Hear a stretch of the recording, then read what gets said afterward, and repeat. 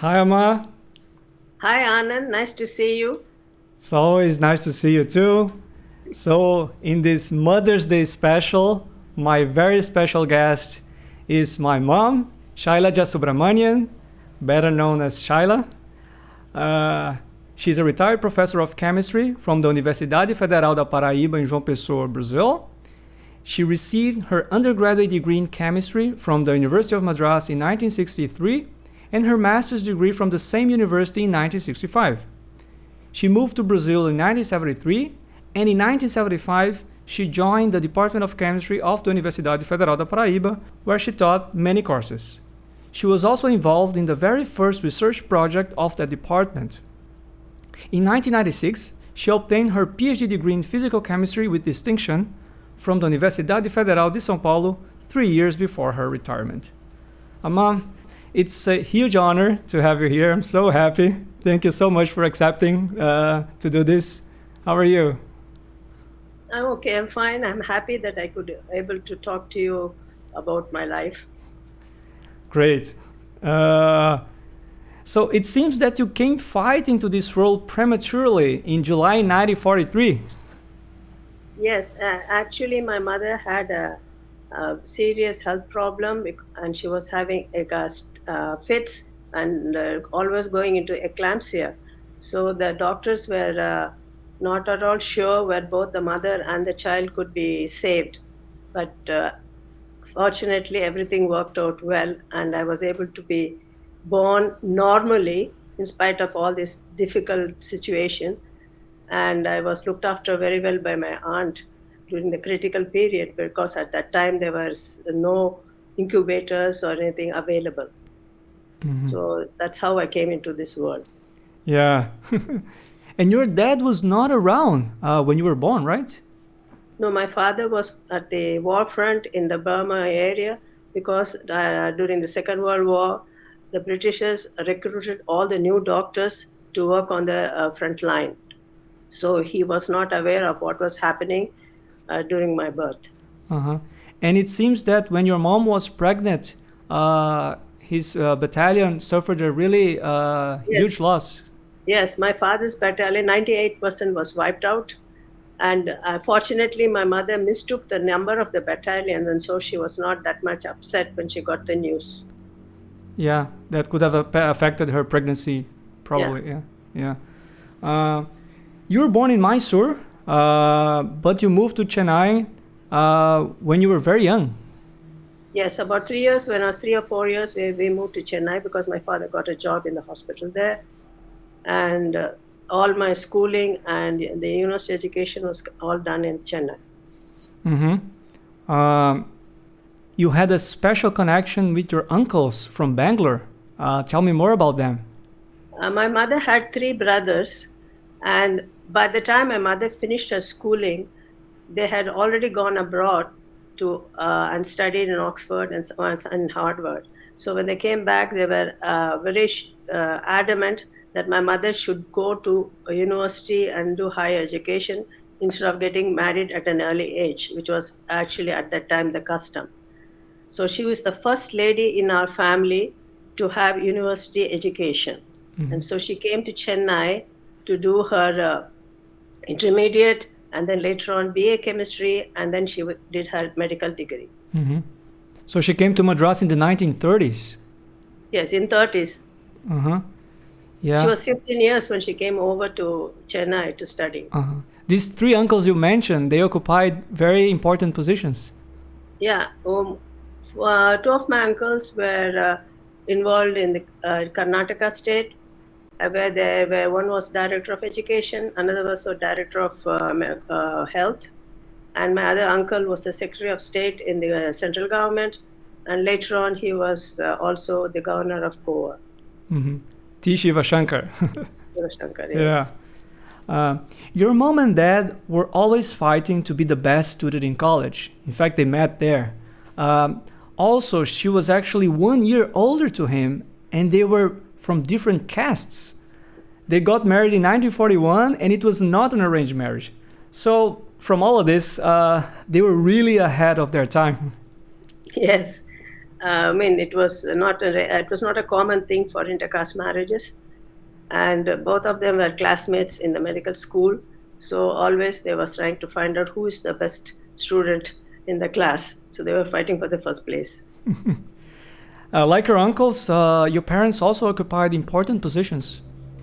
Yes, my father was the director of the forensic science lab in Chennai, and my mother was assistant director in King Institute, Guindy, which was responsible for the vaccines for the southern India. It seems that they sent some complicated cases to your father at times, right? Yeah, whenever, in any part of India, when they had difficulty in solving these criminal cases, since his lab was the best lab at that time, they used to send it to him to solve it, and he was able to successfully do it. That's great. In 1952, you moved to England, and you had the time of your life there. Yeah, since my father was sent to England to do his master's in toxicology, we joined him in 1952, and that first time we went on a voyage on a ship, which took us 21 days from Bombay to reach London.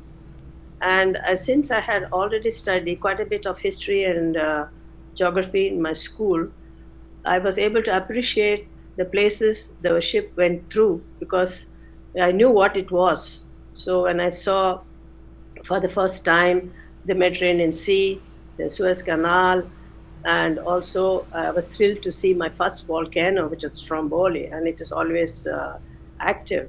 And other places like Marseille, etc., Gibraltar. So when we reached England, I was really had a good time, 21 days on the ship. Uh-huh. And we used to get free ice cream every day, so that was a great treat for me. Yes, and when you were in London, you had the opportunity to see a very important historical event. Yeah, when I was in London, the highlight of it was I was during the coronation of the Queen Elizabeth II. So we watched the whole parade live. Uh-huh. And still I can remember the golden carriage going through carrying her for her coronation. Yeah, 70 years ago, right? Yes. Wow. You also had the opportunity to travel around Europe, right? Yes. When my father finished his master's in toxicology, the Indian government wanted him to see various labs in Europe. So he took us on a car tour to some of the important labs, and I was really thrilled because I could see a lot of our new countries and also the popular sites like Arc de Triomphe, Louvre Palace, Louvre Museum, Versailles Palace, etc. So I had a really great time. Through about 6-7 weeks, we went through the different places. And because of the war, Second World War, people were very warm and kind to us, and there were hardly any people traveling at that time. So we didn't have any hurry-burry or problems on standing in line to see the important sites. Mm-hmm. And I can still remember when we went to Milan and we saw the great painting of Leonardo da Vinci, the Last Supper. Uh-huh. I just felt that it was really alive. People were sitting there and having their supper, and it just stuck in my head even at that age. I was only about 9. Still, I was impressed a lot by that painting. Uh-huh. Yes, you went to Germany, Denmark, Sweden. What about 7-8 countries we went. Uh-huh. And since I knew a lot about history, we really appreciated. And my mother also was equally well informed about these places. Mm-hmm. So she also enjoyed her trip with me. Mm-hmm. Were there many Indians around at that time in London? No, in England, hardly there were any Indians in London at that time, maybe 200 maybe. Mm-hmm. And we used to meet only in the Indian embassy for our festivals. Mm-hmm. It seems that you were the only non-white student in your school. How did you feel, and how did the other students react to your presence? Well, actually the principal had warned the students that they should not make any comment about my skin color. So they didn't actually talk to me about anything. They treated me very well, and I made a lot of good friends. The teachers were kind to me. So I didn't feel any difference at all because normally coming from India, where you're used to seeing all types of colors, so there was nothing unusual for me to see a white person. And since I spoke the language, there was no problem in communication. And I had a really good time. I enjoyed myself at school. Mm-hmm. Were they And comparing again, colors? after some time later, because when I was in England for about almost 2 years, so the skin color also lightens. And one of the girls actually put hand next to me and said, "You're not that black anyway. You're not that dark." I said, "Okay, that's all right." Yeah. You used to go to school in London just by yourself, even though you're only 9 to 10 years old. Yeah, I started to be independent at that time, and then I used to go by bus, or else even once I knew the route, I could also come back walking because I wanted to save money to buy some comics Mm. without my father's knowledge. Did he discover later? He found out I was where I hid the comics, and then he scolded me, but he may let me off lightly. When did you return to India, and how was the adaptation or I returned readaptation? in 1954, early in 1954. I had no problems adapting because I went back to my old school and my old friends were there. So just as though I was on a long holiday. Ah, okay. I mean, we were small. When I go, that at time I was already 10, 11 years old. So we sort of, I had some good friends who had similar ideas about visiting the world, seeing places.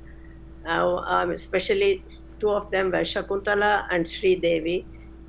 And later on, when I was in Canada, I was able to meet them again in Canada and go and see places. So it was a really thrilling moment for me because what we thought and dreamt when we were children at school, we were able to fulfill it later on in life.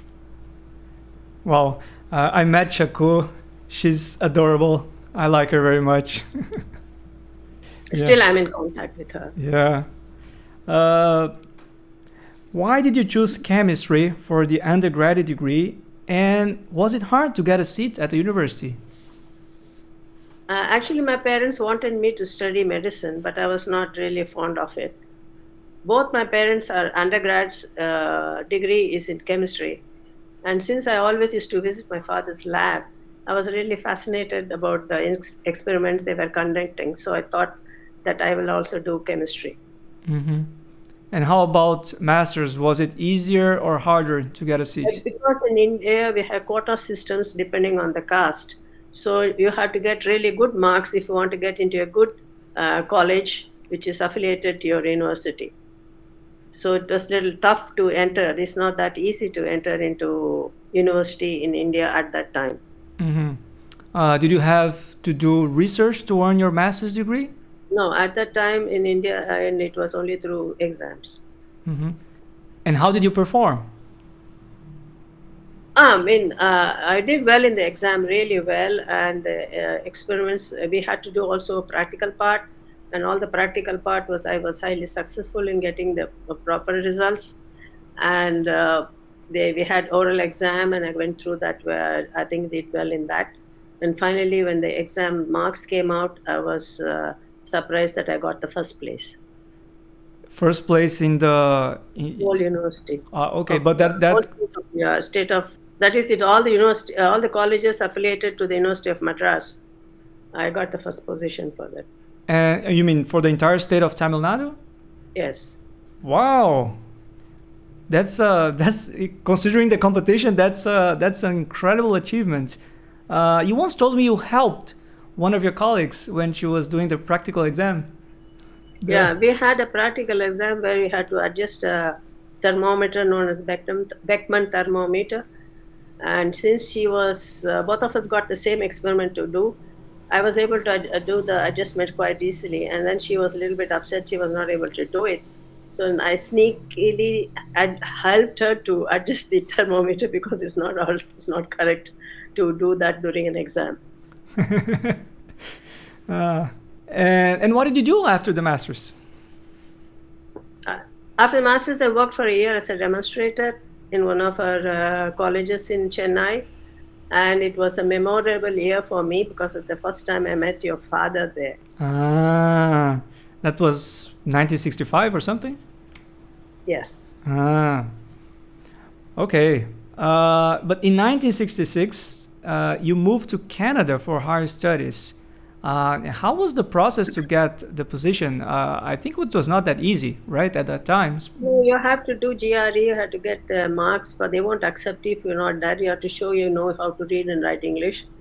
So I had to do the English exam and also the chemistry exam to get approval in the university which I had applied.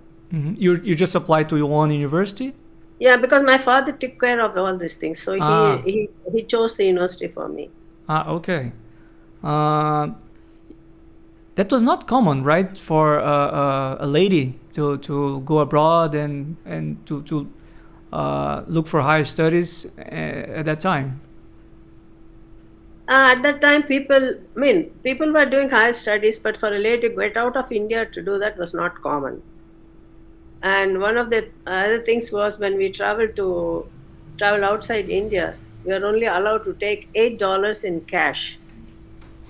So you'd see how difficult it was to get out of India at that time.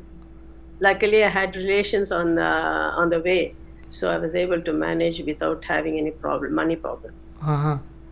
Yeah, very difficult indeed. Unfortunately, you received devastating news from India shortly you arrived Yes, after a in month Canada. later, I got a sudden news that my mother had passed away. So it was a sort of a big blow to me. Uh-huh. And then I took some time to get over it and go ahead in my studies. Yeah, she was only 50 years old. Yes. Right. Uh, you managed to be in touch with Apa after that event, and over the next months, you two got really close, despite the distance. He was in Waterloo because he left to. That was a coincidence. He left to Canada a few months before you did, and you were in Kingston. Of course, both in Ontario, but still there was a distance. And you ended up getting married in August 1968 in India. Again, not an arranged marriage. Well, already my parents had shown me the way. So it was not a big surprise. It seems that you proposed to him. No, not really proposed. So I said, we have to get married if you want to be really close to me. Okay. Um, you moved to Waterloo to continue with your studies after you got married, but you got pregnant in 1969, and Aravind, my older brother, was born in April 1970. Yeah, I was born, but actually, that birth was also I had a difficult birth for him. My pressure also went up seriously, and so I had to go through a cesarean operation. And it took some time for me to recover from the consequences of the high pressure which I had suffered. Mm-hmm.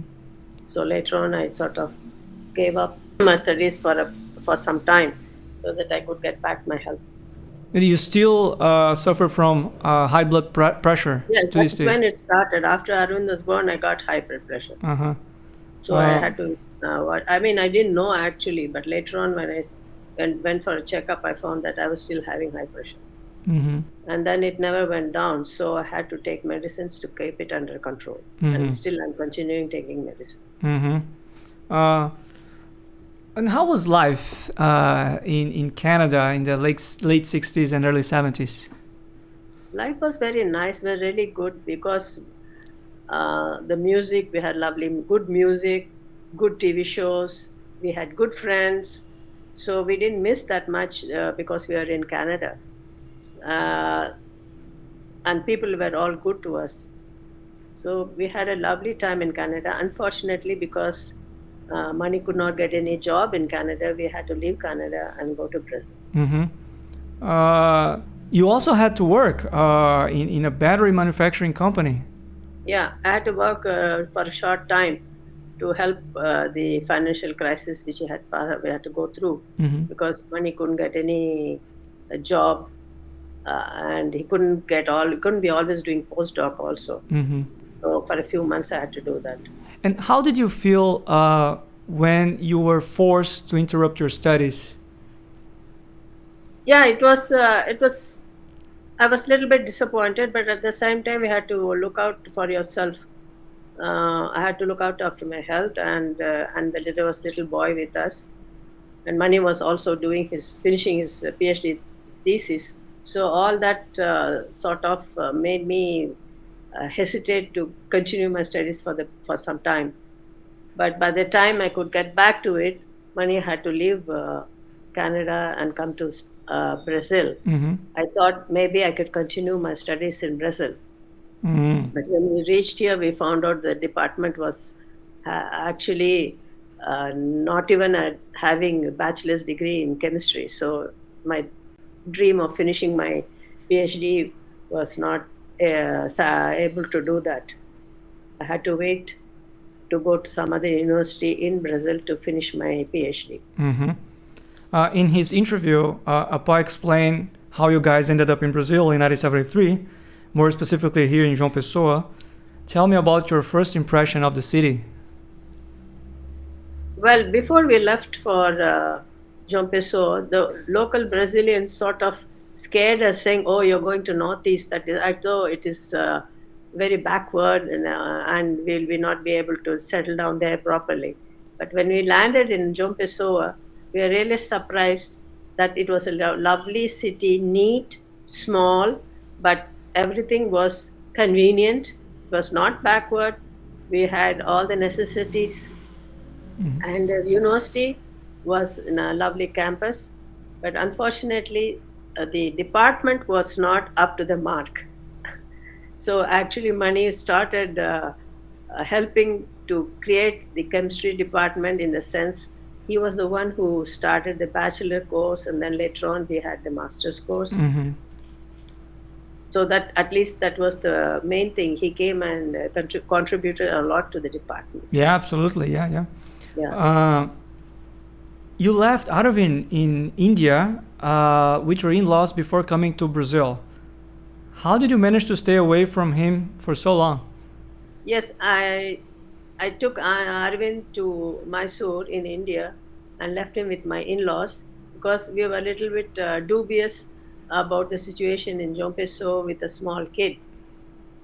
We thought that once we are settled down in Brazil, I will go and bring him back with us. Mm-hmm. And as we had thought about, in 73, we moved to Brazil. And in 74, after 1 year, we were thinking of going to India to bring him and also my in-laws to visit us. But unfortunately, my father-in-law passed away before this could be fulfilled. So we rushed to India to bring my mother-in-law and Arvind to Brazil. Mm-hmm. And so Arvind came to Brazil only in 74. Mm-hmm. I see. In 1975, you were hired by the chemistry department, and you also took part of the very first research activity in the department. Yeah, before I was hired by the department in 75, Mani wanted to work on pineapple to extract the bromelain from the prime and see how good it is, compare it to the pineapple from Hawaii. So he needed someone to do the experimental part. Since in the department people are not used to doing this type of research, so I went to help him to extract and purify bromelain and test it to see if it is as good as the bromelain from Hawaii. So that was the first research project which we took, and we completed it, and the paper was also submitted on that work. Mm. And later on, there was no masters or nothing there, so no bachelors, no masters. And if you want to actually help somebody in research work, you had to have a PhD degree, which I didn't have. So I was not eligible to do any uh, conduct any research with a student. I had to do on my own if I want to do research. Mm-hmm. So I wonder, how did you start teaching in Portuguese at that time? Well, it was really an adventure when I started giving classes. I was not speaking that well Portuguese, and of course, our accent was funny to them. And the students used to snicker at me when I used to pronounce the word wrongly. But I took it as a joke myself, so things went on well at that time. Didn't take anything serious. But slowly, I was able to communicate better with the students, and later on, it became normal. Even still, even though I'm speaking Portuguese, I have an accent which is not local. They know that I'm not a local person. My accent has not changed, and it's not like you speaking Portuguese. Uh, because already I came when I was 30 years, so our accents are all settled down. Uh, but I was able to communicate easily later on, and life went on. Mm-hmm. Uh, how did you? And it was really surprising because I had to take about 70, 75 students. I had to teach it when I started. Never had faced so many students in my life. So it was really a challenge to speak in a new language in front of so many people. But somehow I managed to get through. After a few classes, you get used to it and you forget what is happening around you. Mhm. Were you nervous at the beginning? Well, I was a little bit scared because of the language, not because of the subject. Uh, but I took it in a good way because it was under military regime, so people were also very careful not to talk too much. Later on, when the regime was over, people got relaxed and they used to make fun of me and all that. But they were all good to me. Actually, I didn't have any problem with the students. Mm-hmm. It seems that you also had some incidents in the lab. Yeah, I mean, because of uh, the labs are not well equipped, and especially in organic chemistry, when you do experiments, you have to use cooling apparatus and all that. So the tubes which you used, if they're not good, they may burst open anytime. So a lot of time I took bath in the lab when the tubes were to burst open. And even once when we were doing some analysis in organic, it caught fire. Whoa. So we didn't have any fire extinguisher, nothing. The gas had to be switched off, was somewhere away locked in some room. So finally, luckily, I had a student who had worked as a firefighter. So he came to my rescue and he was able to uh, to not to get the lab burned down. So we were able to stop the fire. No, it was Wow. really, we were in precarious conditions. I worked in the lab. I mean, in outside, people were not allowed to do it. But nowadays, things have improved and now they have all the safety procedures nearby. Mm-hmm. So we don't have any problems now. And how did you Yeah. keep the resilience to continue despite the difficult conditions? Well, when you have to start, we know we are in a place which it was not well developed. So we had to face all these problems. So if you're going to be disheartened by any little small things, then you will never be able to do anything at all. And always I'm used to facing difficulties. So it was not something new to me. So later on, it becomes a routine, routine work, so you don't have much of a problem. And when they made the new labs, I tried to give some hints how the gas line should be, where the gas switch, I mean, the gas lines and the water lines should have this tabs which can be switched off easily instead of being somewhere in a remote place. By the time you go there, the whole place will go up in flames. So we are able to help in the new construction of the labs, telling what are the safety features which have to be observed. Mm-hmm. So you went to university in India and in Canada and in Brazil, and how you would find the difference between the students? in India, it's already a huge competition to enter into university, and you have to pay to study. So you have a lot of responsibility, and especially if you're working in the lab, you have to give a deposit. If you break anything, they will take it from the deposit. So even in spite of paying fees, you have to have a deposit for the lab work. So you know that you have a lot of responsibility, and then they used to give us the old balance, not the modern balances. Used to use the old balance.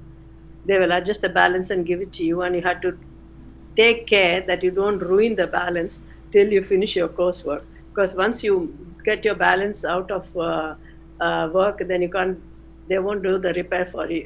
You have to manage with it as it is. So we had a lot of restrictions when we were studying in India.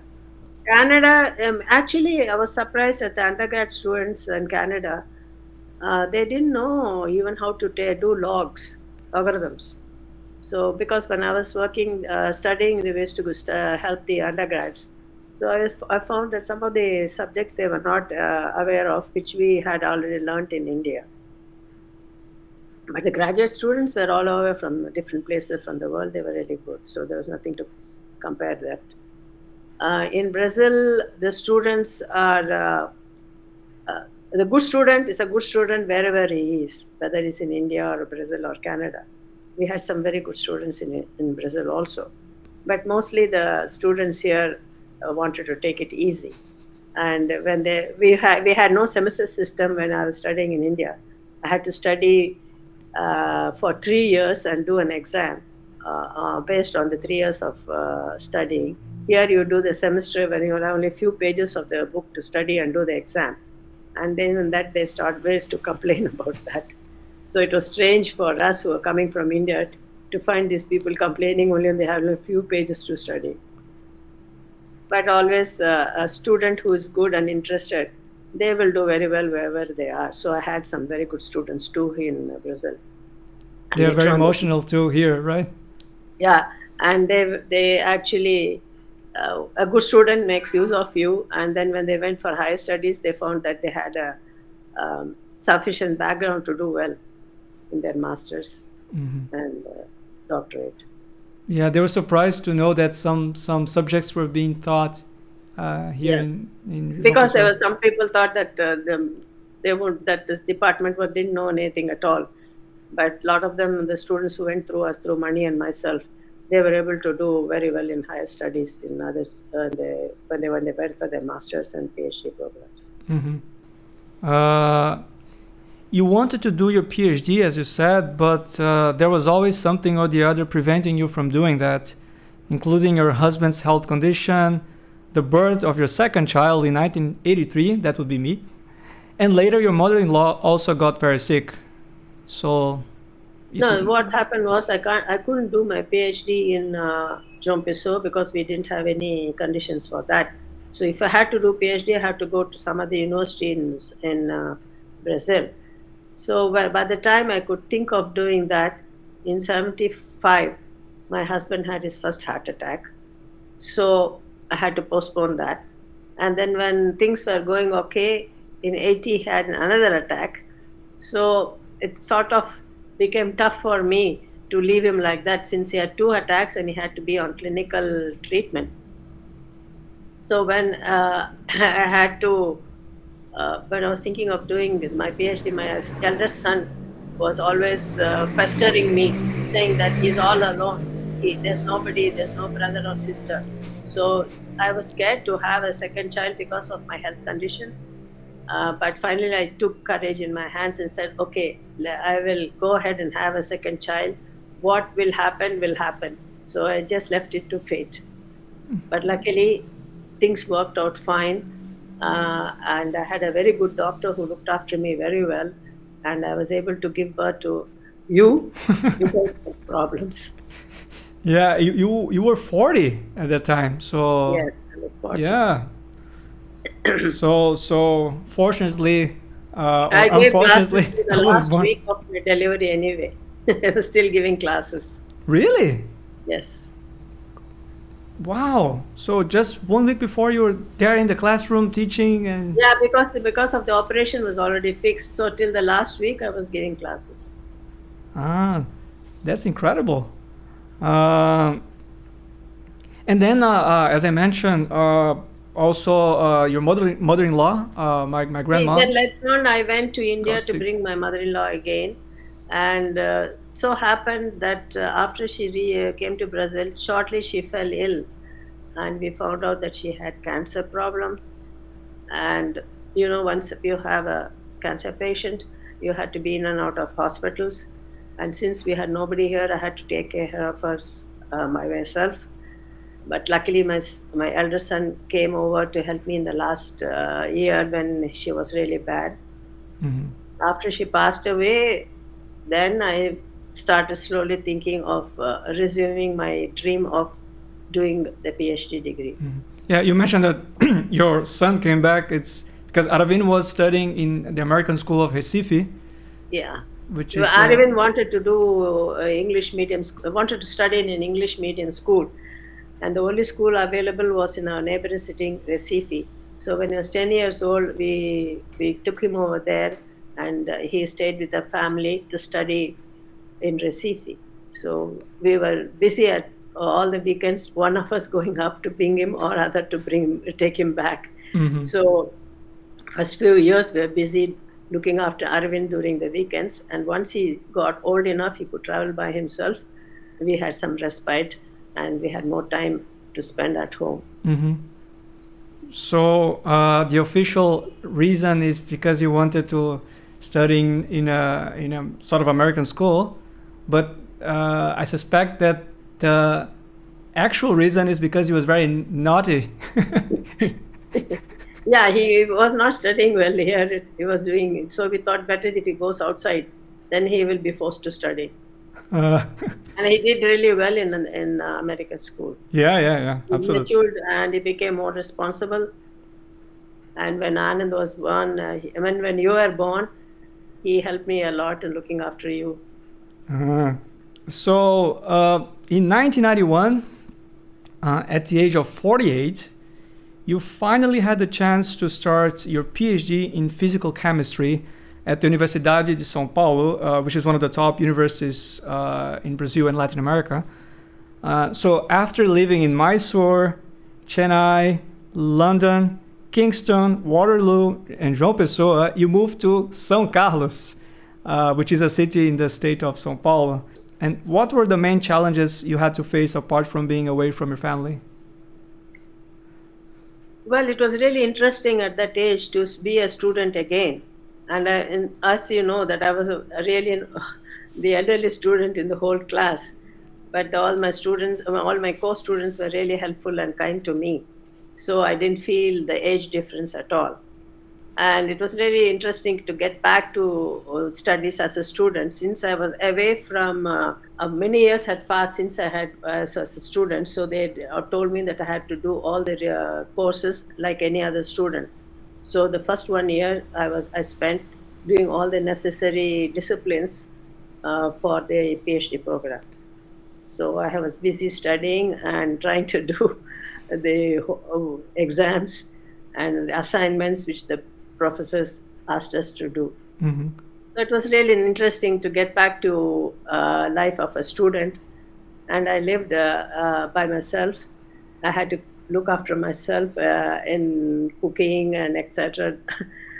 But it was really interesting that the life was quite different, but I didn't find it difficult as I thought it would be. I was young enough to stand all the strain. I didn't feel tired or anything like that. And I did well in the courses. And finally, my professor was kind enough that I could continue my practical part in João Pessoa or in the university nearby known in Recife, so that I need not be far away from my family. Mm. So did they allow you to write the exams in English?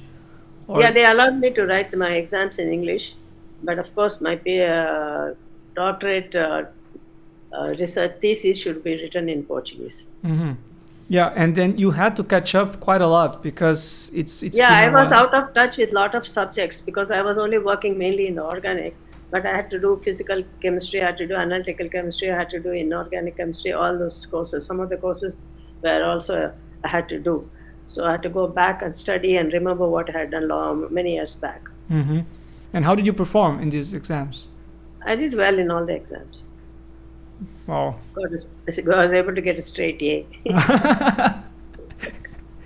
Yeah, you never got out of touch. So,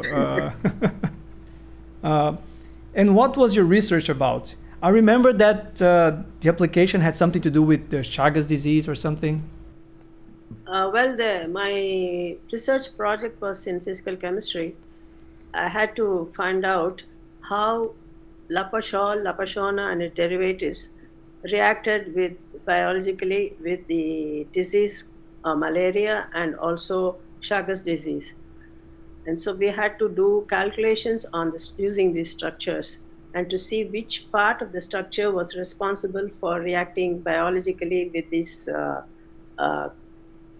diseases, because disease also is a chemical structure. Mm-hmm. So some of them could react, some of them couldn't react. So we found out what is the active part of these compounds. Mm.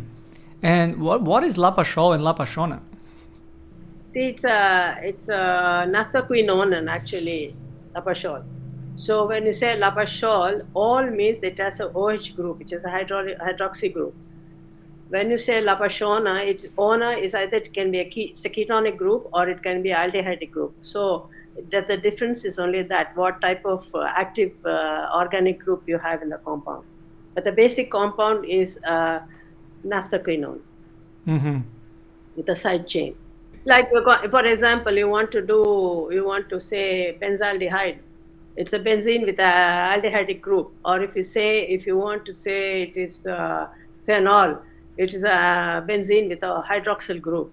So it's all depends on what is the active group present in the compound. Okay.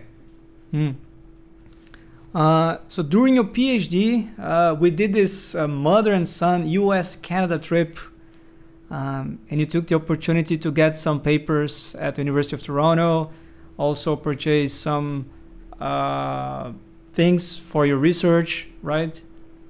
Yeah, in 1993, we went on a long trip to States and Canada, not only to have a little bit of tourism, but also to do some serious work on my project. So I had to get some equipment, like new computer. I had to get also the programs which are available, the latest program which I had to apply. So that was only available in States. So I had to go there and get the programs. I not only went to States and Canada to get the equipment necessary and the programs, but also I wanted to get the research papers which were not available in Brazil. And since I went to Toronto, and the Toronto Library is very good, so I was able to get all the necessary information for my research work. Nice. I remember that. It was kind of boring for me. Yeah, because you had to wait. I had to go. I was always in front of the copier. Exactly. Articles. Yeah. The beginning of that trip was a drama. I don't know if you remember. Yeah, I remember very well. In Brazil, they have a rule that if you take your child out of the country or you are traveling out of your city, you have to have permission of both the parents. And so Mani had to sign an agreement that I could take you out of Brazil to visit States and Canada. It so happened that we forgot to take. We didn't have the necessary documents for you to take off. So in the airport, they were asking us to produce the document for you to travel. And so we had to frantically call your father, who was in João Pessoa, to come over to Toronto, to Recife airport, where they had an office where he could sign the documents. So he really dashed. It was raining. Recife. Yeah, really dashed because he never drives above the speed limit. So this time we really did all the miracle by coming on time to the airport to sign the document, and you were on tender hooks whether you will be able to make your trip to Canada and States. Every 10 minutes you were asking, has Appa come? Has Appa come? I had to tell you, wait, we had to have some patience, he'll be coming. So we were really fortunate that he was able to make it and sign the necessary documents for you to travel with me to Canada and States. Yeah, I was 9 at that time. Yeah, you are all thrilled because you are going to States and Canada, and you should see your face. This long, big, drawn face you had, saying that I'm not going now, I'm not able to go, I'm not able to go. But afterwards, you are really happy that you are able to fulfill your wishes. That's now almost 30 years ago. But yeah, that trip was very important for me. Not only to get to know many places, but also to improve my English. I was exposed to English at home because you guys were speaking, but I was accustomed or used to the Indian accent. And then when I went there, it was kind of hard in the first weeks to follow what people were saying. I needed help, so you're translating. But by the time we were coming back, I remember that in the last flight to Brazil, I was already speaking English to the flight attendant, and she even thought I was not even Brazilian. So that was a nice experience. Also, we went to several places. We started at Florida, then we went to North Carolina because we have relatives. Then we went to Vegas. No, mainly North Carolina. Remember, we went mainly for the computer. Oh yeah, I also persuaded you to buy some video games for me. I don't remember.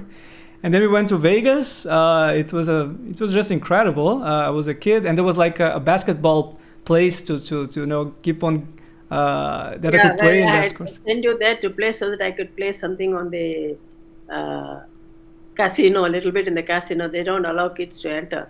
So if you had to play in the casino, you had to go somewhere else. So they had an area for the children to play. So you had a good time there. Yeah, we went to California too, and I don't know if you remember that. You are really awestruck by the Grand Canyon. Oh yeah, yeah, but I think it happened twice in Florida and in California. I think in Los Angeles. Yeah, you just disappeared. I remember. Yeah, in Disneyland, Disneyland, I think Disney World or Disneyland. Magic Kingdom. No, I know that in Orlando, you used to go run off in front of, because I couldn't walk fast. You to run away and go all over the place. So you gave me a lot of headache at that time. And then in San Francisco, you disappeared somewhere there in the wharf. So I don't know where you were. And the bus was coming to pick us up, and I was really worried because how will I get back to my friend's place if the bus doesn't pick us up? Yeah. I'm sorry about that. But yeah, it was a very nice adventure. Then we went to Canada. It was a 2-week trip to Canada. We got to see relatives and Niagara Falls, and it was fantastic for me. I also I also had a chance to visit Waterloo to see where Appa studied, and it was great. It was great. That trip made a huge difference in my life. And I became aware of things. I became, I understood the importance of, speaking English and, things like that. So only thing I wanted to say is, at that time you were very good is to get up early in the morning, but nowadays you don't want to get up early in the morning. Yeah. So, did you have to code to run your computer simulations? No, I don't have code and things. You just have to apply the program. But because of the coursework, because I did some physical chemistry courses, so they wanted us to do some code, learn to do how to code using the Fortran language. So your work was actually more computational than experimental. Yes, it was all on computer, using huge computers. And what programs you used? I remember one called MOPAC, if I'm not mistaken. MOPAC was the main program for studying the structure. So yeah, I remember in this very room, you were running experiments overnight, and I was really impressed by that. And we had 2 computers, and you allowed me to play games in the older machine. And one day, one guy came here to do maintenance, and I asked him to switch the monitors because the new computer had a colored monitor and the older one had a black and white. So I wanted to play games in the better monitor. You only discovered that later, but in the end it turned out well, and you didn't get that mad because you're only running experiments and you didn't actually need a fancy. Well, I don't need a colored screen for that. It's just data, just numbers. Mm-hmm. I also remember when you were still in São Carlos in the first year, you used to call us once a week. Once a week. On Sundays, I used to call you. And whenever you were talking to me on the phone, the only thing was, what will you bring for me from São Carlos when you come back to João Pessoa? So every time when I had to go to João Pessoa, I had to take something for you. Fair enough. You were interested in getting something. You were not interested, really, I'm coming back. Yeah, you left me alone with my dad and my brother. You were not alone, you were with your dad and brother. I was the one who was all alone in São Carlos. I'm sure that seeing you in action, doing research activities, and running computer experiments at home certainly had a huge impact on me and ultimately influenced me to follow a similar professional path in life, I think. So you were a huge inspiration in that regard, I think, because I also had this, I always had this interest in computers, and having been exposed to that when I was young, that made a difference for sure. So that was very, very nice. I'm happy that I was able to help you in some way. So after many years of hard work, you got your PhD degree with distinction in 1996. But that was a tough year for our family. Yes, it was actually a lot of incidents happened during that year. First, in February, I finished my, I defended my degree. And in April, your father underwent his bypass surgery. Luckily, it turned out well and he recovered very well after that. As he was recovering and I was about to go back to João Pessoa, my eldest son, who was there doing his residency in medicine, he suddenly got chickenpox. And since it's a contagious disease, they cannot get out of the room. He has to stay in the room all by himself. And we're living in a hostel, so we have to be careful that we don't contaminate others. So luckily, I had chickenpox as a child. So I was able to look after him and I had to hastily send money back to João Pessoa for him not to get in contact with Aravind and get sick. Mm-hmm. And when money reached João Pessoa, he somehow got wet in the rain and he got pneumonia and he had to be urgently admitted to the hospital. Admitted to the hospital, and it was all on Anand who had to take care of all these problems at that time. Yeah, I was very young, but I was quite conscious. Yeah, but he was sensible and we had good friends to help us. Yeah. So that we are, and on top of it, before Mani was operated, you broke your nose playing football. It's still broken. That explains why it's like that. That's why your nose is still not aligned. Yeah. Yeah, I wonder. We had a series of problems. The only one who escaped was myself. So I think I underwent the surgery a day before. You had one day before Mani was operated. You were operated, mm-hmm. but I didn't tell anything to your father because he will be upset. So when everything was over, I slowly gave him the news. Yeah, I think you also told me when the operation was done, in the sense that I was not really aware what was the exact day. So you had to manage all of that because I was nervous. So when everything was over and when Aravind came out and said everything is successful, then it went out very well. So it's a great relief that Aravind was there during the operation, in the operation theater along with his father, mm-hmm. when he was operated. Yeah, so it was a very busy year. Huge moral help to me at that time, because we had no family or anybody else to help us at that time. Mm-hmm. And how did you feel when you got your degree? You've been pursuing that for 30 years or so, because you left to Canada in 1966. and then you finally got that in 1996. So do you remember how did you feel back then? Well, you felt that finally you got your dream come true, and then you feel sometimes you feel that, you feel flat. There's nothing here anymore to do. I mean, I was lucky enough that I was able to do the degree at that age, and I was successfully concluded it. So it was not only my dream, it was also your father. He felt quite a bit because I was not able for me to complete the degree, and he sort of blamed himself for not able to do it. But once I got the degree, I think it was a great relief to him too, and maybe that sort of helped him to put up with all the health problems he had.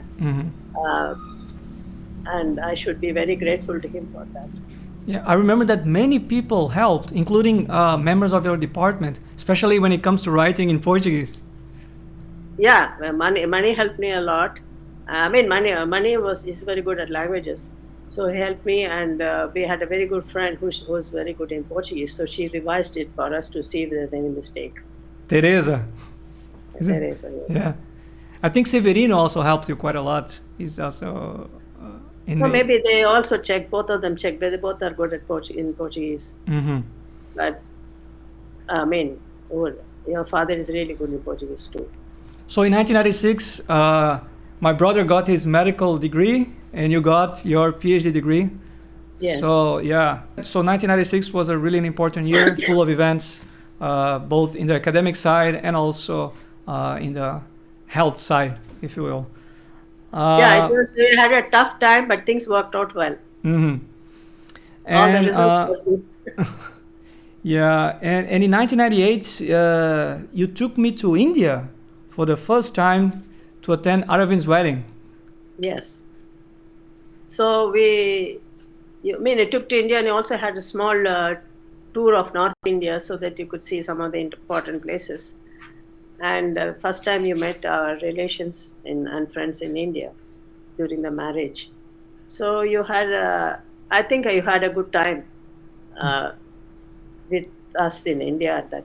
Yeah, it was a fantastic trip. Yeah, it was, to see, because I was in Brazil, I could hardly see any people like me. So suddenly you're in a place where you can easily get lost in the crowd, literally. And also, I did not have to explain how to pronounce my name. So it was, yeah. But on the other hand, my broken Tamil did not help that much. But fortunately, people in general, they knew English, so I could communicate. But it was a fantastic experience. I never forgot about that. And I wish to visit India anytime soon. It's something that I miss, actually, to see our very few relatives that still remain there. And do you remember your return trip after the wedding? Oh yeah, we went to the US again. We went to Orlando again. Yeah, that was nice. You were trying to scare me when we went to that one of the entertaining place, but when they had that elevator. That elevator. The elevator which will fall, suddenly. So you were scaring me all the time. The one who only got scared was yourself, not myself. Yeah, now I remember that. Your face was like, as though so white, you came out all dazed. I think they took a photo. Yeah, I didn't even know that it had fallen, the elevator. Yeah, for sure you're more brave than me. And also I think it's worth mentioning that you're a really good problem solver. So if you had gone to operations research, optimization, and things like that, I think you would have done really well, because I have this feeling that it's an area that has a lot to do with your interest, solving puzzles and, math puzzles also. So I think you would have done really well if you had gone to war, right? Shortly after that, you got retired and finally had the chance to enjoy life and visit many places until Appa got very sick in 2014, and you were forced to stay at home taking care of him, right? But at least you got to see many sites. when after retirement, I went to the important places which I was thinking of visiting as a child, like Machu Picchu, Angkor Wat, uh, Chichen Itza, and Mexico, a lot of the Mayan cities in Mexico. So, and we later on went again on a trip to Europe with the whole family. I love visiting different places and still have a lot of other places which I wanted to see, and I don't think I will be able to do it now because money is not doing well and he has no conditions to travel. So I'm also not getting younger. It will be difficult to travel all by myself. So in one of your trips to Canada, you returned to the library of the University of Toronto to get me some papers for my master's. Yeah, when I went to Canada, you requested me to go to University of Toronto and find out where these papers which are not available as usual in Brazil for your research work in your master's. So I went back to the same university and then I was able to get the papers which you needed. So I spent about a couple of days, I think, in the university trying to copy all those papers for you. Yes. And you said that it was really helpful in your master's Absolutely, because we could only have access to those papers that were published by some journals, and after 1995 or so, at that time, we were talking about 2007 or something like that. And then there were some papers that were like seminal works in the topic that I was studying. Just out of curiosity, is the vehicle routing problem with simultaneous pickup and delivery. And then the first paper on that topic came in 1989, for example. And there was a test problem, what we call an instance of the problem, was published in that paper, and people were citing, and I didn't have the data. So thanks to that paper that you brought me, I saw the data and I typed, it was a matrix, so I typed all the data, making sure that I was not making any typos.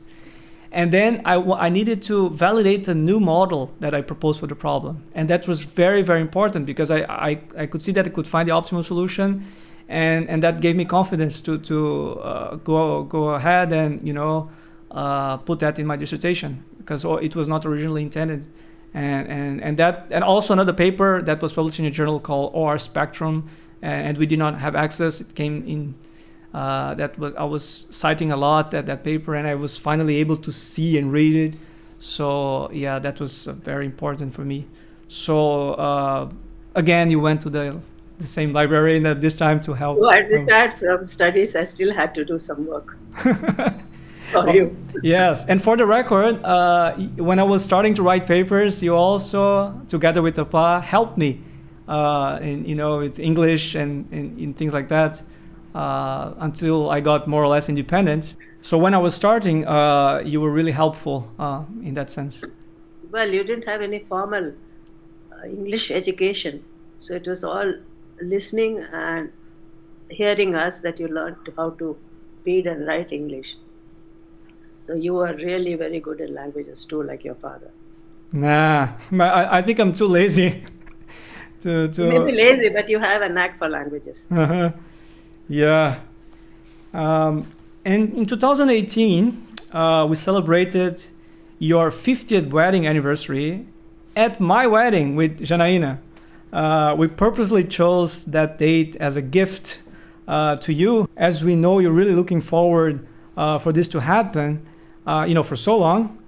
And so not a bad homage for a person who loves attending marriages, right? Yeah. Well, that's one of the way of entertainment for us. And actually, to celebrate the 50th wedding anniversary is not a usual, what do you call it? Many people don't have that opportunity of doing that.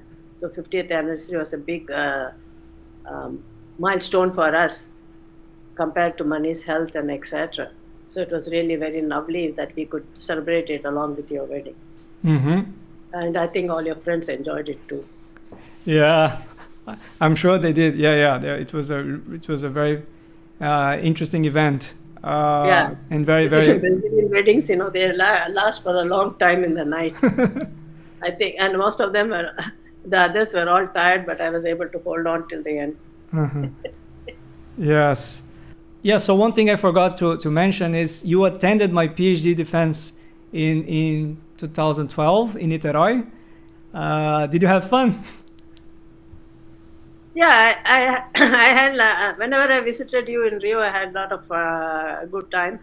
But this time went as a proud mother to see you defend your thesis, doctor's thesis. Uh, I knew that you would do well because you have really worked hard, and your supervisor was very happy with you. So you presented the whole thing very calmly, without any problem, and clearly. So there was nothing to worry about your getting your degree.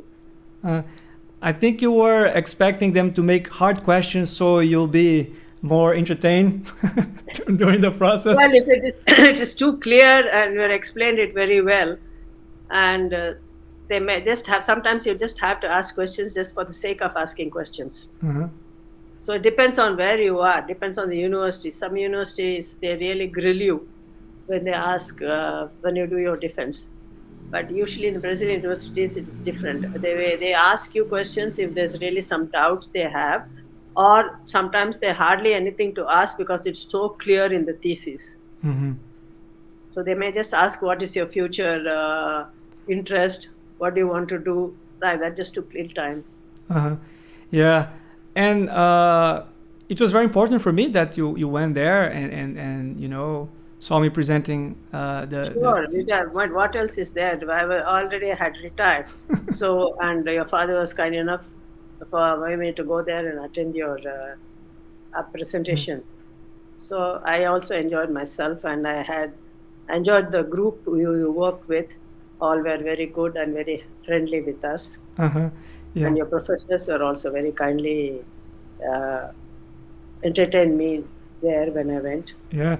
Also, I think it's important to mention that you always took interest in my work. Of course, you had the academic background, so you were quite aware of the steps of what one has to go through to get a position. So to this day, you know my co-authors, even my students, and you try to follow me as close as possible. So you were quite aware of what's going on. So that always gave me a lot of motivation. And I hope I did not disappoint you that much, because I know in school I was not the best student, and it took a while for me to really start taking studies really seriously. So no, when you were at school, you were only interested in getting the pass mark. You said, why should I get 10 if I can pass through getting only 7? So you were playful at that time.